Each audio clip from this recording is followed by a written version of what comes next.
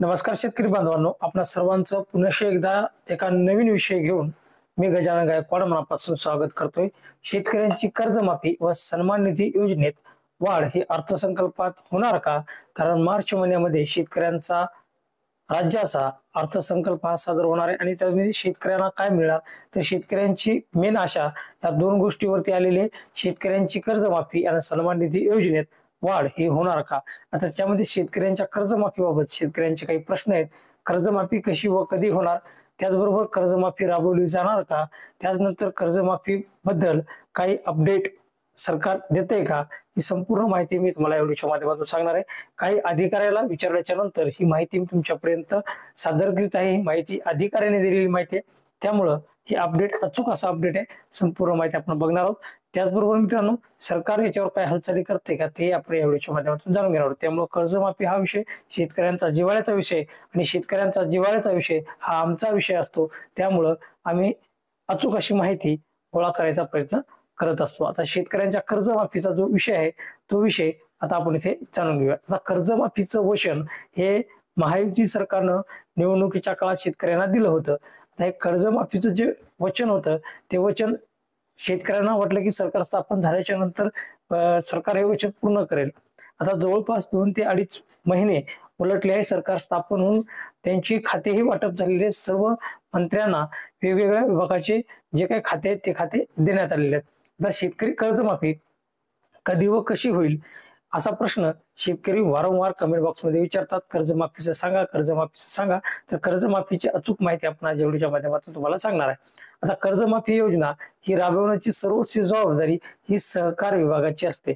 सहकार विभाग हे कर्जमाफीसाठी प्रयत्न करत असतात किंवा कर्जमाफी राबवण्याचा अधिकार हा सहकार विभागाला असतो। आता सहकार मंत्री बाबासाहेब पाटील यांनी मीडियाला वृत्तपत्राला काही माहिती दिलेली आहे, ती माहिती मी तुम्हाला या व्हिडिओच्या माध्यमातून सांगणार आहे की बाबासाहेब पाटील सहकार मंत्री यांनी काय सांगितलेलं आहे। आता शेतकऱ्यांच्या कर्जमाफीबाबत मुख्यमंत्री बोललेले होते, हे सर्वांनाच माहिती आहे। त्याचबरोबर याविषयी थोडेफार मागे पुढे होईल, पण कर्जमाफी राबवण्याबाबत सहकाराची कमिटमेंट आहे आणि ती बांधिलकी आम्ही जपणार आहोत आणि कर्जमाफी आम्ही देणार आहोत, असं सहकार मंत्री बाबासाहेब पाटील यांनी मीडियाला सांगितलेलं आहे। तर मग कर्जमाफीची घोषणा ही अर्थसंकल्पात होईल की नाही याबाबत अजूनही काही स्पष्टता मिळालेली नाही किंवा अजून काही डिक्लेअर झालेलं नाही।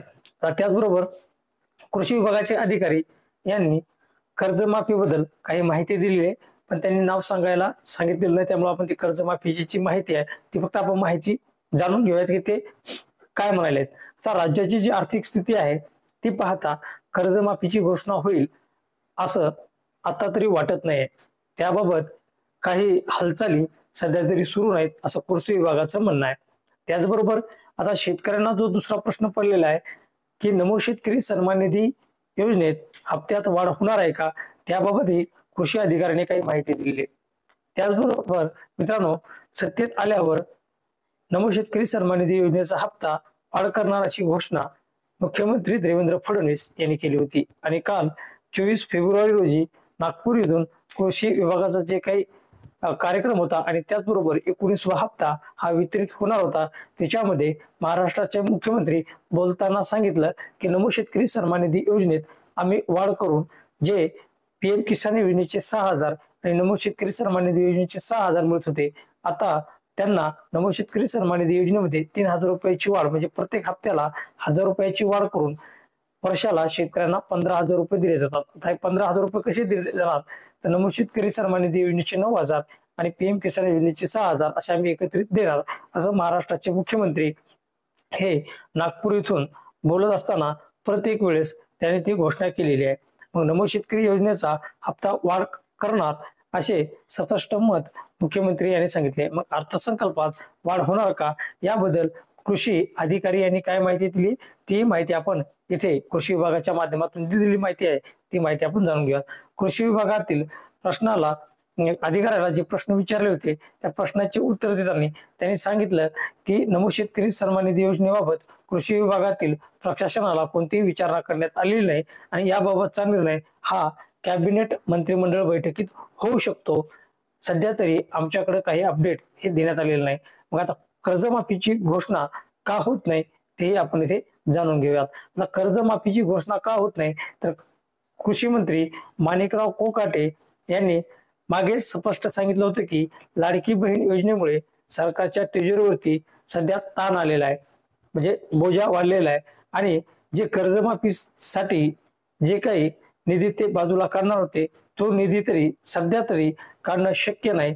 त्यामुळं कर्जमाफी ही होईल अशी आशा नाही, पण आम्ही ही कर्जमाफी येत्या 4 ते 6 महिन्यात काहीतरी प्रयत्न करून निधी वेगळा काढून शेतकऱ्यांना कर्जमाफी देण्याचा आम्ही प्रयत्न करू, असं महाराष्ट्राचे कृषी मंत्री माणिकराव कोकाटे यांनी त्यांचं मत स्पष्ट केलेलं आहे.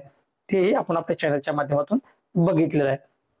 त्यानंतर महाराष्ट्राचे उपमुख्यमंत्री अजित पवार यांनी बोलताना सांगितलं की माझं भाषणात तुम्ही कधी कर्जमाफीचा विषय ऐकलाय का, मी कधी कर्जमाफीबद्दल बोललोय का, असंही स्पष्ट मत महाराष्ट्राचे उपमुख्यमंत्री अजितदादा पवार यांनी दिलेलं आहे.